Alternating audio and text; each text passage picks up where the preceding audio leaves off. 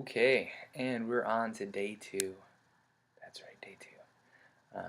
Alright, so again, we're going to start with a warm up on the elliptical for about 5 minutes. Again, just getting that heart rate up, getting the muscles moving, getting that extra cardio in without boring you to death, right? Okay, the first thing it looks like we're doing is squats. Okay, so we talked about this for day one. Again, real basic, but a really important move, and it's really important that you do this right to get the full exercise. If you do this incorrectly, you're going to take away some of the exercise. Um, Meaning you're going to work only certain muscles, whereas a perfect squat will work all the major muscles in your legs. So, starting here, hinge at the hips, okay? You're going to hinge out, that butt goes back. You're going to try to keep that back as straight as possible, that chest up. Okay, so naturally you see how you kind of fall, your upper body falls a little bit. You obviously, because of gravity and balance, you can't stay sitting up and go backward.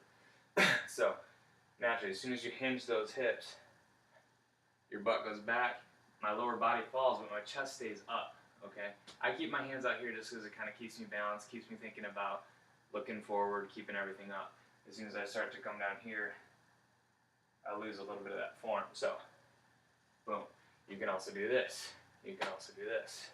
Okay? It just depends on what works for you, what keeps that, I guess, frame of mind as far as making sure that your form is good. So butt goes back, sit down. Knees stay behind the toes. Okay? Your weight is going back onto your heels. So essentially when you get into that squat, you should be able to kind of flick your toes a little bit. Okay? And that's your squat. Do that based on how many reps I said. So I think on this one you're going for 15 reps. You're going to do 15 squats and do that 3 different times, okay? Taking a rest in between. Alright, next you're going into leg lifts. This is a pretty basic ab exercise, but it's a really good one because not only does it hit the abs, but then it also hits the core really well. Alright, so just get down on your back. Well, let's start like this. You're going to get down on your back, and at least for starting, you're going to take your hands and just place them underneath your hips, like right there for extra support on the lower back. And it also kind of makes the exercise just a little bit easier until you really build up that core strength to lift the legs on their own. So, again, get down, straighten those legs out, hands underneath your hips, and you're just going to lift straight up. Lower down slowly, and back up, and repeat. You can take your feet all the way down to the ground if you want, or you can stop them right before they hit the ground and come right back up. Okay, let's see next. Ooh, next we have mountain climbers. Okay, so like day one, and you're going to see this a lot. We're going to hit the legs, we're going to hit the core, then we're going to do some sort of full body plyometric type exercise to get the heart rate back up, get the extra calorie burn. For this one, we're going to do mountain climbers. So basically, you're going to get into push-up position. So you're going to be like this, okay? Try to get that straight line all the way from the toes, all the way from the head down to the toes, okay? And you're going to bring one leg up, put it back, switch legs, okay? And just start essentially running in place. Either set a timer in front of you, get someone to help you out, but you're going to do that for, let's see, I think I have 30 seconds each, okay, for 3 sets. I don't set a time on it or like a number of actual steps that you're going to take. I just say do as many as you can in 30 seconds. That way it gives you a chance to push yourself further the next time. Okay, and then we're going into incline push-ups. So just find something kind of sturdy. You know, you can use the couch. Move the table out of the way a little bit. There you go. So use the couch. Just going to place those hands about shoulder width apart. Walk those feet out. Okay. Again, get that straight line from your head down to your toes. Lower yourself down all the way to the chest.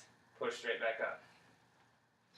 Now, depending on your strength, you know, a lot of the push-up, everyone thinks that the main work comes from the arms and the chest, and that is what pushes you up and down. But honestly, the biggest fault that people have with push-ups is their core, and that's what keeps the hips up, keeps the straight line from the head down to the toes.